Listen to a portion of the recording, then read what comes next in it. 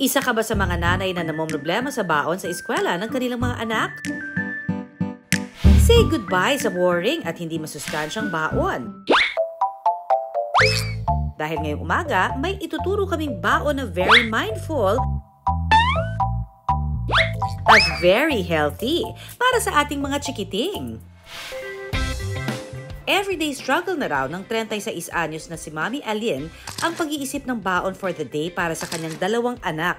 Hindi niya talaga naubos yung food. Unlike pag ako yung nagprepare talaga, tansya ko na kung gaano karami yung kanin na kailangan lang, yung ulam, kung ano yung gusto niya. Pero kapag kunyari umu-order lang kami, usually talaga hindi niya nauubos. Picky eater o mapili kasi sila sa pagkain. Eldest ko, merong time talaga na ayaw niya explore yung isang food. Siyempre kami, gusto namin explore yung different variety ng food na kinakain din namin. Para mas mapagtuunan ng pansin ang nutrisyon ng kanyang mga anak, si Mami Alin na-discover ang paggawa ng bento. Hindi talaga ako yung nagprepare ng food sa amin. Working mom ako dati. So, nag-start akong magbento 2020. Nahirapan akong mag-prepare ng food kung ano yung mga ipapakain sa anak ko. Kasi hindi naman ako yung typical na nanay na talagang marunong magluto. Mga Kapinoy MD, ang salitang bento ay mula po sa bansang Japan na ang ibig sabihin daw ay convenient or ready-to-eat na baon. Anytime, anywhere. Pero mga mami at daddy, ayon sa mga eksperto, importante rin na pasok sa pinggang Pinoy ang pagkain ni bagets, ha? Yan po yung tinatawag nating Go, Glow at Grow Foods. Si Go, ito po yung nagbibigay ng lakas at enerhiya para sa mga bata. So, mga halimbawa po nito, yung kanin, pasta, mga root crops katulad ng kamote at gabi. Grow food naman, mga pagkain na mataas sa protina. So, tinutulungan po nito, i-build ang muscles at i-repair din po ito. So, mga halimbawa naman, chicken, mga karne, itlog at mga beans tulad ng munggo at ng garbanzos. Para sa Glow Food, ito po yung mga pagkain mayaman sa nutrients at minerals at makikita po ito sa gulay at prutas katulad ng malunggay, kalabasa, banana at ng watermelon. Paalala din ng nutritionist and dietitian na si Sofia Ermac, sa bawat meal, mahalaga na pantay-pantay ang portion ng tatlong food groups na ito. So if ever medyo napaparami or sumusobra yung Go Food, doon na nagkukos yung pagtaas ng timbang and eventually ayaw po natin mangyari yun kasi form of malnutrition pa din po siya. Mapili sa mga pagkaing ihahain sa bento ng kanyang mga chikiting. Mantakin ba naman ninyo ang tokwa at puso ng saging? Kaya niyang magicin at gawing bento pambaon ng kanyang mga bagets. Ang ating baon of the day, tokwa at puso ng saging patty with fruits and veggie bento box. Good morning mga Kapinoy MD! Ngayon, tuturuan ko kayo kung paano gumawa ng bento box para sa inyong mga chikiting. Ihanda lang daw ang mga sumusunod. Rolling pin at cling wrap na pambalot ng kanin. Food picks.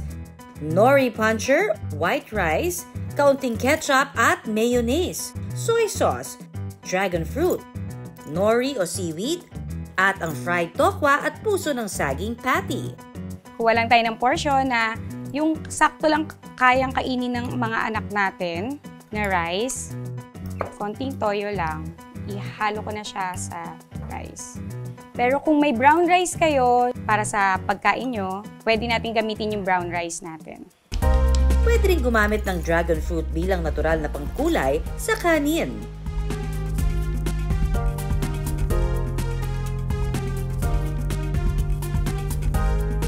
Gamit naman ang cling wrap, ihulma ng pabilog ang kanin. Gamit naman ng nori puncher, pwedeng gumawa ng mata, ilong at bibig ng karakter na gagawin ninyo. Pwede rin naman itong gupitin gamit ang gunting. Sunod namang gamitin ang ketchup at mayonnaise pandagdag sa detalye at kulay ng karakter. I-assemble lang at syempre, huwag kalimutang ilagay ang gulay at prutas. Mini-make sure namin hanggat maaari, may fruits and vegetables talaga dun sa food nila. Kahit pakunti-kunti. Matapos ang halos isang oras, handa na ang inyong bento baon. Yung tofu po sa protein po yun. And sa puso po ng saging sa vegetables po siya pwedeng maipasok. And sa glow food, protein kasi nabibuild sila ng muscle. So, syempre kapag bata, continuous yung development sila. So, kailangan nila mag-build ng muscle. So, kailangan talaga nila ng protein or yung glow food. Dahil makulay at healthy, nakasanayan na raw ng mga chikiting ang mga ganitong lutuin. Tuwan-tuwa sila. Minsan nagre-request pa sila ng character, Mami, gawin mo si ganito. Si ganyan gawin mo. Kasi nga, parang nainganyo silang kainin. Natutuwa sila. At saka parang na-amaze sila kasi nakikita nila yung mga pinapanood nila sa TV na nagagawa ko ng character dun sa bento nila. Masarap yung food na ginawa ni Mami. Masarap. At cute. May panda na rice. And there's more food. And some gulay. Dapat kumain ka ng gulay dahil magiging malakas ka. Ang sekretong araw para masigurong masustansya ang baon ng mga chikiting, gawing mas makulay ang mga ihahain.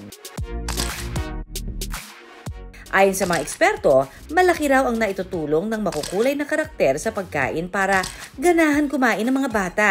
So, yung bento box po kasi, ino-offer nito na magiging presentable yung pagkain ng mga bata.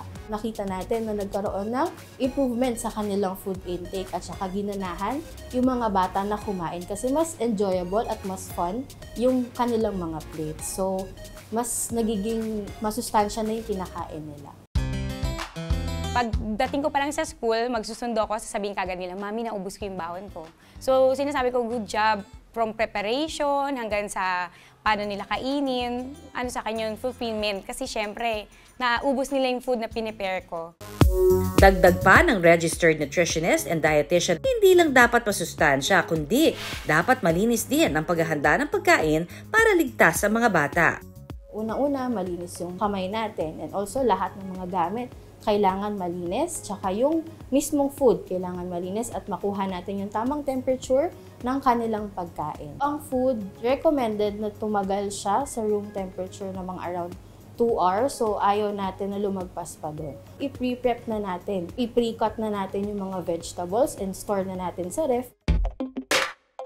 Huwag din daw sanayin ang inyong mga estudyante sa pagkain ng junk foods. Yung junk foods po kasi very high in calorie siya. Konti lang yung nutrients na nabibigay niya. So, kailangan para sa development nila, kailangan talaga healthy yung makakain nila. So, ibig sabihin, kailangan siksik sa nutrients. Hindi ako nahihirapan sa kanila magpakain ng kahit anong food na ngayon. Kahit talbos pa yan ng kamote, yung mga talagang green leafy vegetables, kinakain na talaga nila. Hindi na ako nahihirapan mag-isip ng ulamin namin araw-araw. Ang paggawa ng bento baon talaga namang mabusisi. Kaya A for effort, ang grado para sa mga mommy na sinisigurong masustansya ang baon para sa mga chikiting, ganado at laging healthy. Maraming salamat sa pagtutok sa Pinoy MD. Para po sa iba pang kaalaman tungkol sa ating kalusugan, mag-subscribe na sa GMA Public Affairs YouTube channel. And of course, don't forget to hit the bell button for our latest updates.